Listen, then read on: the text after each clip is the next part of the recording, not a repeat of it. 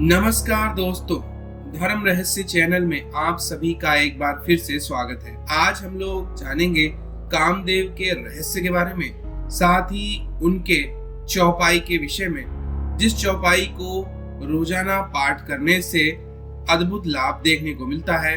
और यह एक सात्विक तरीका है जिससे आप कामदेव की कृपा प्राप्त करके अद्भुत रूप, अद्भुत सुंदरता, अपने अंदर आकर्षण की शक्ति, किसी को भी वशीकृत करने की क्षमता इत्यादि जैसी शक्तियों को अपने अंदर स्थापित कर सकते हैं। इसीलिए कामदेव की साधना की भी जाती है। तो चलिए जानते हैं पहले कामदेव के रहस्य को, उनके विषय में जानकारी, और फिर उसके बाद उनके इस अद्भुत प्रकार के छोटे से स्त्रोत को पढ़ेंगे।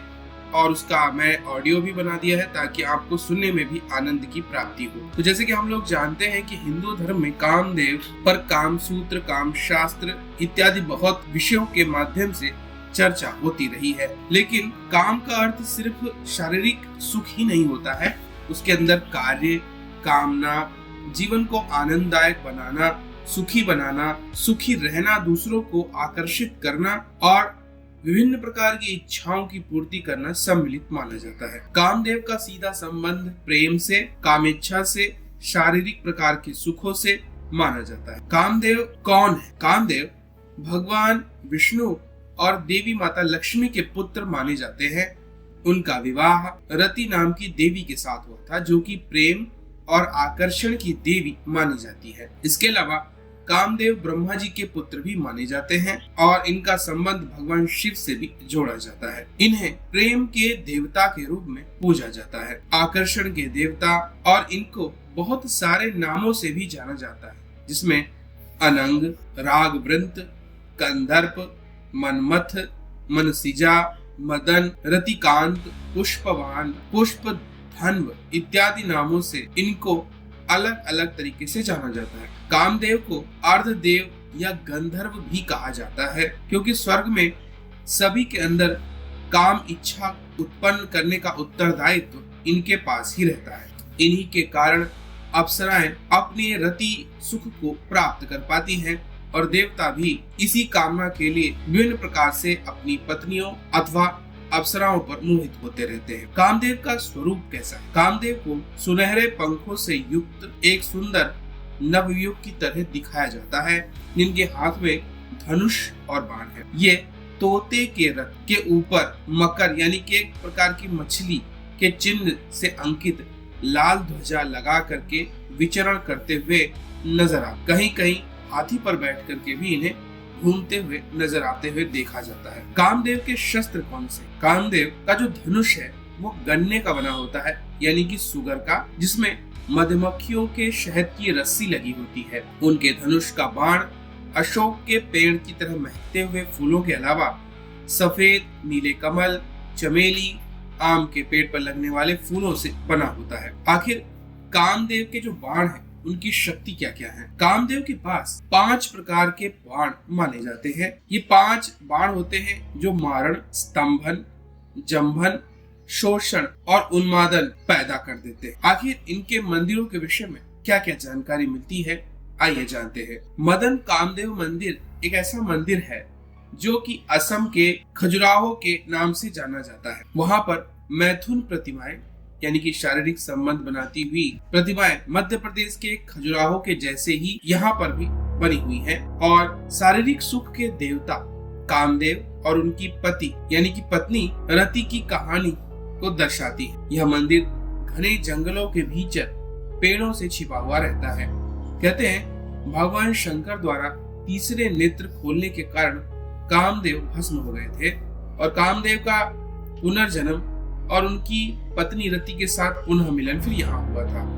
कामदेव को कौन सी ऋतु पसंद है? कहते हैं बसंत पंचमी के दिन कामदेव की भी पूजा की जाती है और बसंत की जो ऋतु होती है उसे कामदेव का मित्र स्वरूप माना जाता है। कामदेव का धनुष फूलों का बना हुआ है और इस धनुष की कमान स्वर विहीन होती है, यानी जब कामदेव अपनी कमान से तीर छोड़ते हैं तो उससे आवाज भी नहीं निकलती है। कामदेव का एक नाम अनंग है यानी कि बिना शरीर के प्राणियों में यह बसते हैं। इनका एक नाम मार भी है, यानी ये इतने ज्यादा मारक हैं कि संसार का कोई भी कवच रक्षा नहीं कर सकता है। बसंत ऋतु प्रेम की ऋतु मानी जाती है और इसी समय यह अनंत प्रेम सभी जीवों में उत्पन्न करते हैं। यह पूछा जाता है कि आखिर कामदेव का वास कहाँ कहाँ स्थित है।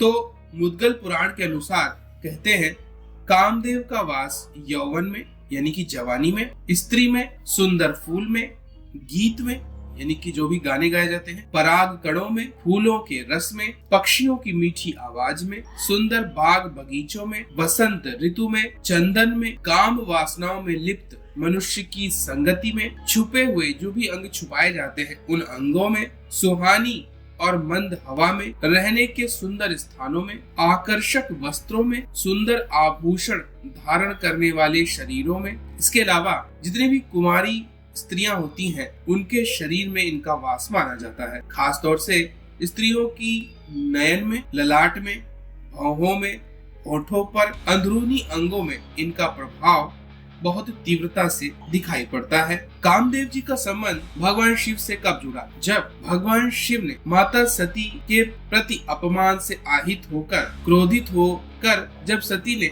आत्मदाह कर लिया था और उन्होंने पार्वती के रूप में फिर से जन्म लिया, तो सती के वियोग में भगवान शिव संसारिक बंधनों को तोड़कर मोह माया को हमेशा के लिए त्याग चुके थे और हमेशा के लिए वह तप में लीन हो गए, अपनी आंखें नहीं खोल रहे थे। तब सभी देवताओं की अनुशंसा पर कामदेव को उन पर काम प्रयोग के लिए भेजा गया ताकि वह देवी पार्वती के प्रति आकर्षित हो जाए। लेकिन भगवान शिव क्रोधी हो गए। उन्होंने जब कामदेव के 5 बाणों को सहा तो वह क्रोधित होकर तीसरे नेत्र को खोल देते हैं, जिससे कामदेव भस्म हो जाते हैं। हालांकि भगवान शिव ने इन्हें जीवन दान बाद में दिया, लेकिन बिना देह के, अर्थात वह अनंग हो गए, बिना किसी शरीर वाले। फिर पौराणिक कथाओं के अनुसार भगवान श्री कृष्ण कामदेव को वापस लाने के प्रति पूरी तरह तत्पर थे। तब कामदेव ने भगवान श्री कृष्ण की यह शर्त लगाई कि वह भी स्वर्ग की अप्सराओं से सुंदर गोपियों के प्रति उन्हें आकर्षित कर देंगे, आसक्त कर देंगे। श्री कृष्ण ने कामदेव की सभी शर्त स्वीकार कर ली और गोपियों संग रास भी रचाया, लेकिन फिर भी उनके मन के भीतर वासना ने घर नहीं किया। कहते हैं जब शिव ने कामदेव को भस्म कर दिया, यह देखकर रति विलाप करने लगी। तब जाकर भगवान शिव ने कामदेव को पुनः कृष्ण के पुत्र के रूप में धरती पर जन्म लेने के लिए कहा। शिव के कहे अनुसार भगवान श्री कृष्ण और रुक्मणी को प्रद्युम्न नाम का एक पुत्र हुआ, जो कि कामदेव का ही अवतार माना जाता है। कहते हैं श्री कृष्ण से दुश्मनी के चलते राक्षस शंभरासुर नवजात प्रद्युम्न को अपहरण करके ले गया और उसे समुद्र में फेंक दिया। उस शिशु को एक मछली ने निगल लिया और वो मछली मछुआरों द्वारा पकड़ी जाने पर शंभरासुर की रसोई घर तक पहुंच गई। तब रति रसोई में काम करने वाली मायावती नाम की एक स्त्री का रूप धारण करके रसोई घर में पहुंच गई। वहां आई मछली को उसने काटा, उसमें से बच्चे को निकाला और माँ की तरह ही पाला पोसा। जब वह बच्चा युवा हो गया तो उसे पूर्व जन्म की सारी बात याद दिलाई। इतना ही नहीं, सारी कलाएं भी सिखाई। तब प्रद्युम्न ने शंभरासुर का वध किया और फिर मायावती को ही अपनी पत्नी के रूप में द्वारका ले आए थे।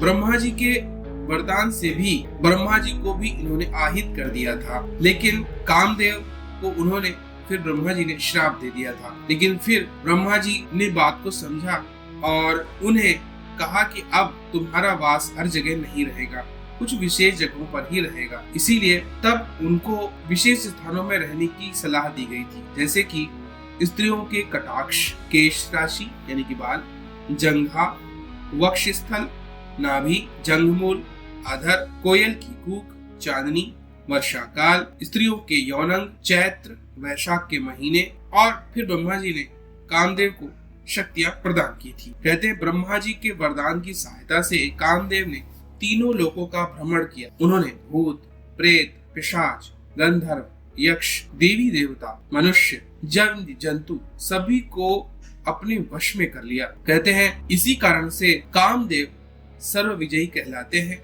और मार के नाम से विख्यात हैं। रति इनकी पत्नी मानी जाती हैं और स्वयं कामदेव संसार के सबसे सुंदर पुरुष माने जाते हैं, उसी प्रकार रति भी संसार की सबसे सुंदर स्त्री मानी जाती है और दोनों का ही वास स्त्री और पुरुष में होता है। इसी कारण से स्त्रियां पुरुषों के प्रति, पुरुष स्त्रियों के प्रति सदैव आकर्षित रहते हैं। कामदेव का मंत्र क्लींग मंत्र माना जाता है।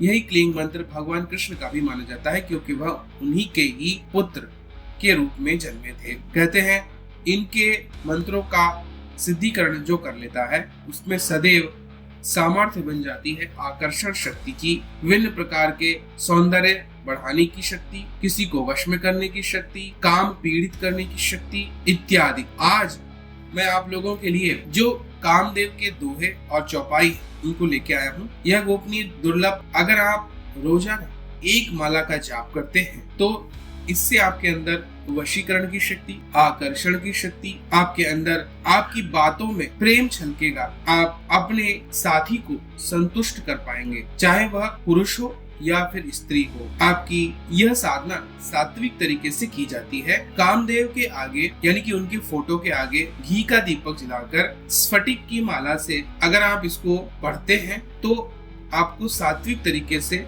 इसकी सिद्धि मिलती है। रोजाना एक माला जाप करने से लंबे समय तक आपको कामदेव की कृपा मिलने लगती है। मैंने इन्हीं दोहा और गुप्त चौपाइयों को आप लोगों के लिए प्रस्तुत किया है एक गाना बनाकर। आप लोग इस गाने का आनंद लीजिए और इसके माध्यम से आप कामदेव की कृपा भी प्राप्त कर सकते हैं और साथ ही साथ उनकी गुणों की शक्तियों को भी प्राप्त कर सकते हैं। लंबे समय तक इसका जाप करने से सिद्धियां भी हस्तगत हो सकती हैं। तो यह थी जानकारी और अब आप लोग लीजिए इस अद्भुत गाने का आनंद, क्योंकि इन दोहों और चौपाइयों के माध्यम से कामदेव की अद्भुत प्रशंसा की गई। आप सभी का दिन मंगलमय हो। जय मां पराशक्ति।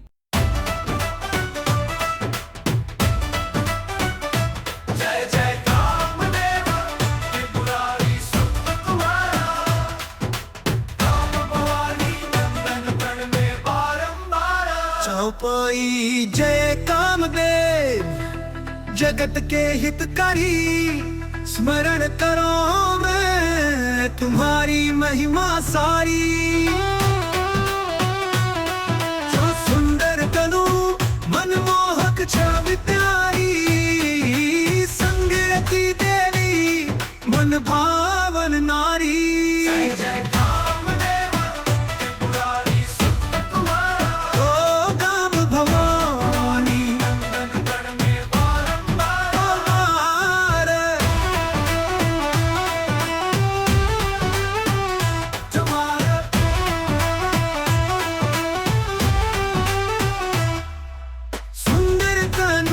मनमोहक छवि प्यारी, संग रति देवी मन भावन नारी।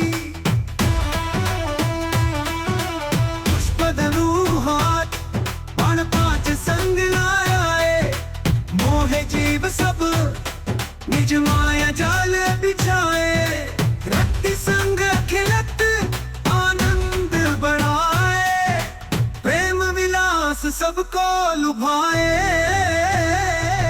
पुष्प गर्व किन्नर सब देवता गण, मोहे जीव सब निज माया जाल बिछाए। रति संग खेलत आनंद बढ़ाए, प्रेम विलास सबको लुभाए। गंधर्व किन्नर सब देवता गण, स्तुति करे तेरी सुर और मुनि जन।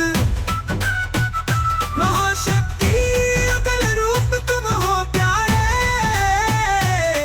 रति काम प्रेम के जनक तुम न्यारे। जय जय कामदेव त्रिपुरारी सुत तुम्हारा, ओ काम भवानी नंदन गण में बारंबार।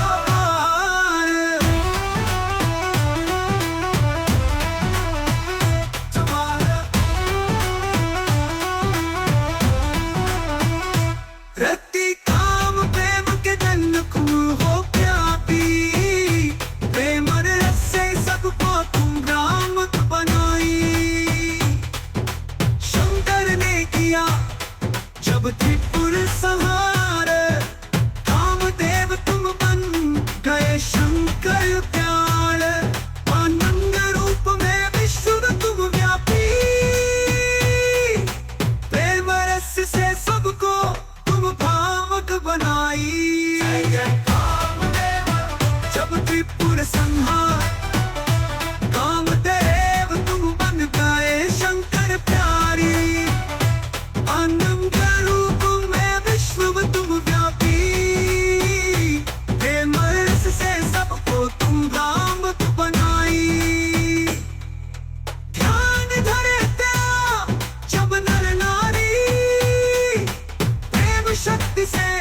साजे घर परिवार प्यारी, रति नाम प्रेममय जीवन तुम्हारे, सुख संपत्ति तुमसे हम पाए सारे।